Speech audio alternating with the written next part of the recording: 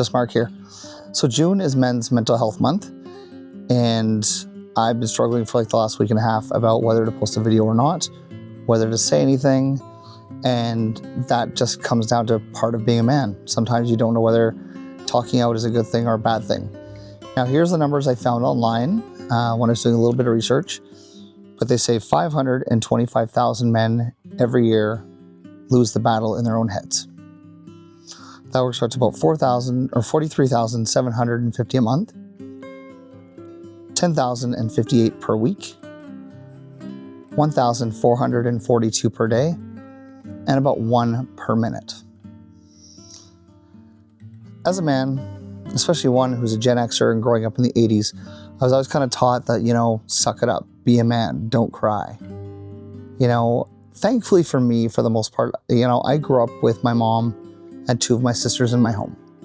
So I seem to be a little more in tune with my emotions, and sometimes I can be a little more sensitive.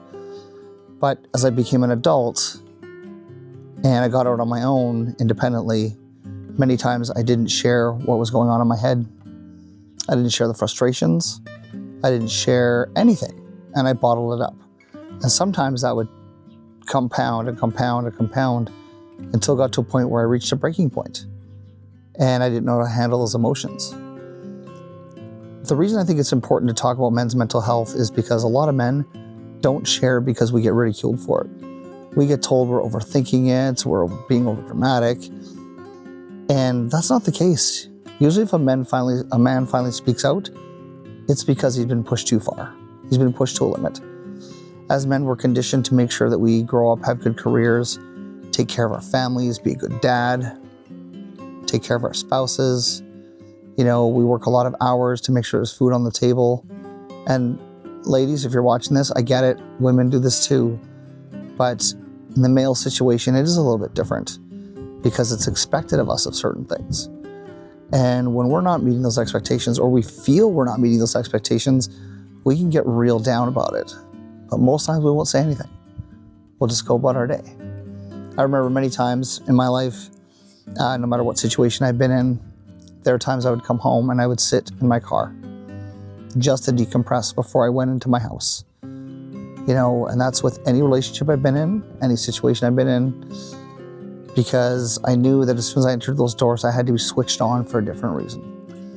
And whether it was, family issues, family things going on, whether it was just me and another person, whether it was even living with roommates, I had to just carry on.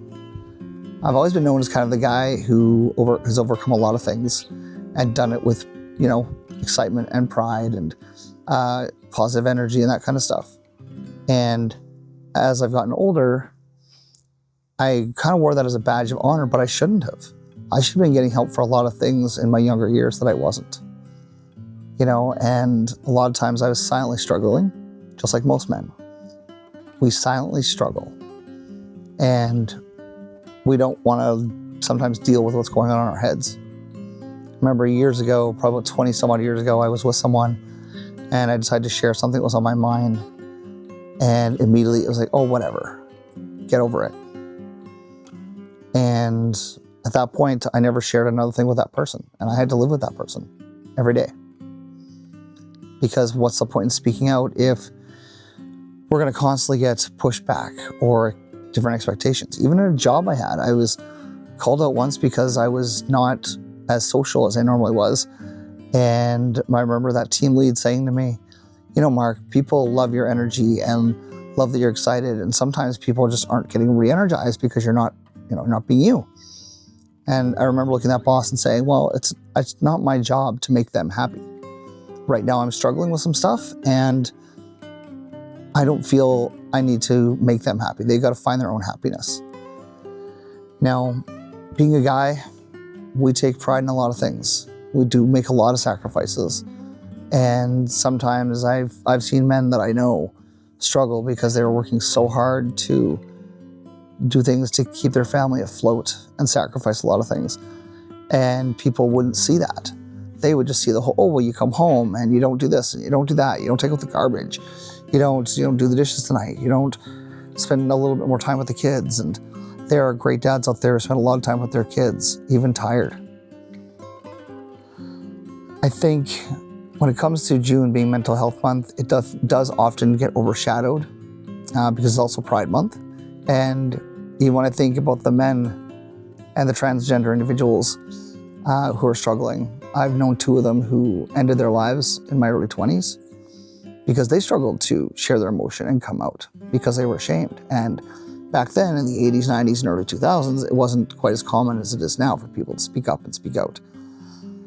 And I think it's important to get out there as men and share your emotions, share what's going on. And if the people around you won't support you, find other people. And, seek out therapy, do different things, right? Like, I remember when I had my family, I put a lot of pressure on myself to do my best, give them the best, do things that were important for them. And not all the times it worked. And when I did something wrong, I definitely got criticized quicker than anybody else. I took a lot of arrows, so to speak, in trying to be a good person, a good dad, and now that I'm on my own, I know I struggled a lot the last year and a half.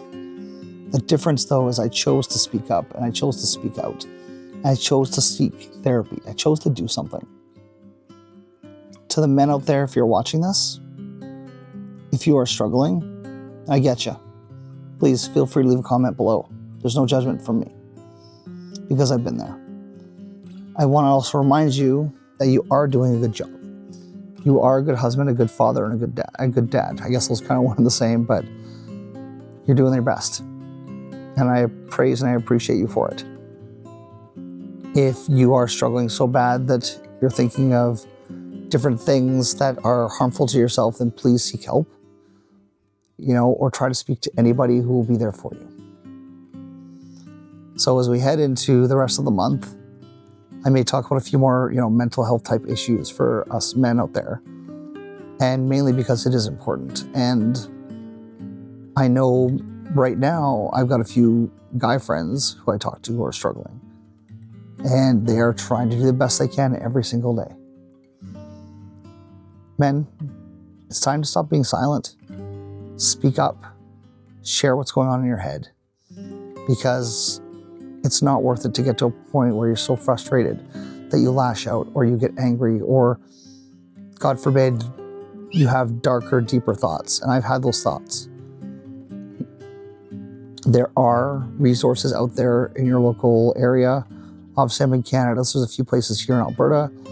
In the States, I know there's a ton of 1-800 numbers. So please, if you're feeling alone, you're feeling stressed, and you're struggling with your mental health, everybody does. Look at famous guys like Anthony Bourdain, Robin Williams, Jim Carrey. These guys have all talked about their mental health over the years. Unfortunately, a couple of them have ended their lives. And these guys were what we would perceive as successful. It gets me sometimes when I think about it, because you get tired of hearing, oh, just suck it up, deal with it. And I could go deeper into some specific situations that I've heard from other men and myself, because we get told, and especially by some of the women in our lives, that, oh, it's not a big deal. Oh, move on, suck it up. Dude, be a man. Or when we try to share our feelings and what's going on in our heads, no one will validate that or support that. We're seen as weak. We're seen as not being a man. Gentlemen, if you're watching this, I get you, I got you, and I do care about your mental well-being. I wish you all the best, and I'll see you all in the next one. Cheers.